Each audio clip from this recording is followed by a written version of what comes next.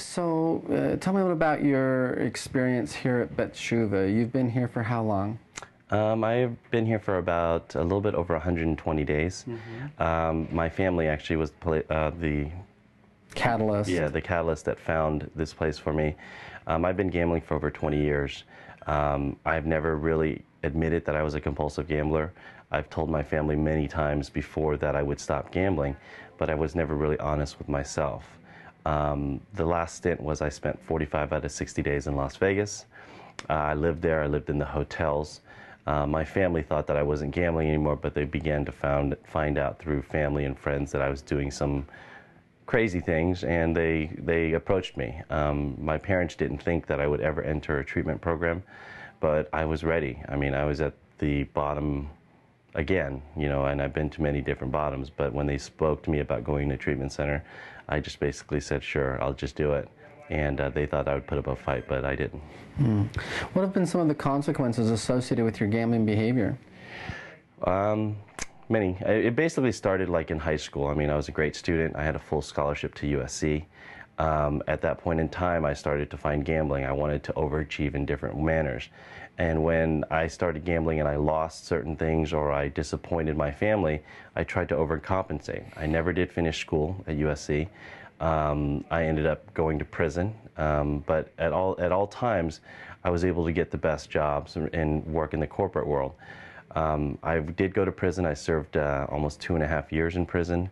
When I was released in prison from 2004, I found my way back into the community again, corporate world again, worked my way back up to a general manager of a fine dining restaurant, and I ended up starting to gamble and stealing again. Multiple times I ended up getting caught by the restaurant, but at the same time I was always the overachiever. I was always the person that would bring the best sales in, bring the best numbers in, and they enabled me. They kept on letting me come back. I kept on telling them different lies, different stories, never really facing the truth. And I kept on gambling and I kept on stealing, and it just continued until just recently. Tell us a little bit about what your experience has been like here at Bet Shuva. Well, at Beit Shuva here, the thing that I recognize is there has always been a void inside of me. There's always been something that I was yearning to be, or somebody telling me that I should be a certain person. The thing that Beit Shuva actually showed me was that there was this void. I was never honest with myself about a lot of different things. I wasn't honest of who I was. I pretended to be a certain person, but I was never honest truly to myself. So what Beit Shuva has taught me through the Jewish religion, and of course I'm not Jewish, is that I learned to find myself. I learned to fill that void with things that I've always been afraid of, whether it was fear, whether it was honesty, whether it was telling the truth. All of those things caused me into a cycle of gambling for almost over 20 years, and of course ending up in prison and in the worst places. But I was always able to bounce back from it. I was very quick, and I was always able to justify or rationalize in my head that things could be better. I made people around me believe that things were better. But Beit Shuva has actually shown me how to be truthful with myself. What's been your experience of the clinical staff here at Bet Shuva? The clinical staff, the greatest thing about Beit Shuva is that everybody is a mirror of each other here at the house. I learned to recognize that a lot of our counselors have gone through this house, and so they've gone through the same experiences that I've gone through. I mean, I'm a compulsive gambler, but I live in a house full of drug addicts, alcoholics, and gamblers. And we all have the same fears. We all have the same deficiencies, or have the same voids that I call it. And I recognized in a lot of the individuals that whether or not they lived on the street, it was because I wanted to be loved. They wanted to be loved. You know, we're looking for the highest qualities in life, and those highest qualities are love and relief and a connection. I got that love, relief, and connection from gambling. I mean, I went out there, I thought that life was all about that. And yet at the same time, I continued with a false life, which was I was in the front. But everybody around me knew that there was something wrong with me. There must have been something wrong. Never got married, didn't have a lot of friends out there, but my friends were the ones that, through my work or through my gambling. If there was a gambler considering coming here for treatment, what would you tell them about the program or about your experience here that you think would be helpful for them to know in making a decision? Well, for me, the rationalizations that I gone through over and over again, the ways that I could always go get money, always find a way to go gamble. A lot of gamblers are extremely intelligent. I think that the most important thing for any gambler that is going to enter in treatment is to be honest with themselves. The honesty part is that I have a problem and I need to address it.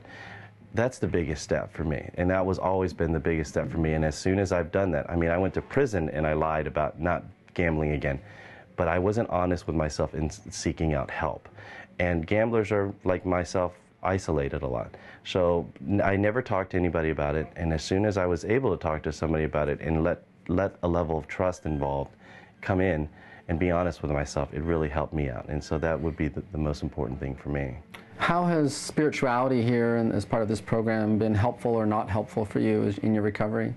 Well, learning the Jewish religion, we're reading the Torah every morning, and the Torah, from what I've learned, is basically a book that is endless. It goes through time where certain situations in life that come up through the Torah are still valid today. I mean, I believe it's written over 1,000 years ago, but the religion part of it, the spirituality part of it, helped fill that void in my heart, helped fill that void inside of me. So in regards to the religion, I mean, I'm a student. I love to study everything, and it was really something for me to connect to in regards to finding something that I could attach to, and the Jewish religion actually provides all of that. Also, this community where it was a community where we look at each other and build off of each other was very attractive, because as being a person that was alone all the time or being by myself, looking to see that I could relate with others and I was accepted for who I was instead of who I pretended to be was very important. What gives you hope at this point moving forward as you think about your future that lies ahead of you? Well, the hope that I have is that I know that regardless of what happens outside, regardless of the people, places, or things that I've always thought influenced my decisions or influenced my beliefs, the hope that I have is that being honest with myself, everything's going to work out. And that's also part of the religion that I've learned here, is that, you know, everything happens kind of for a reason. And basically whatever hand is dealt, and that's a bad pun, I'm going to be able to deal with it as long as I'm honest with myself. Great. Anything else you'd want to add or share? The most important thing is that I have my life back. My family actually believes in me, and not so much because I am being somebody or being in recovery.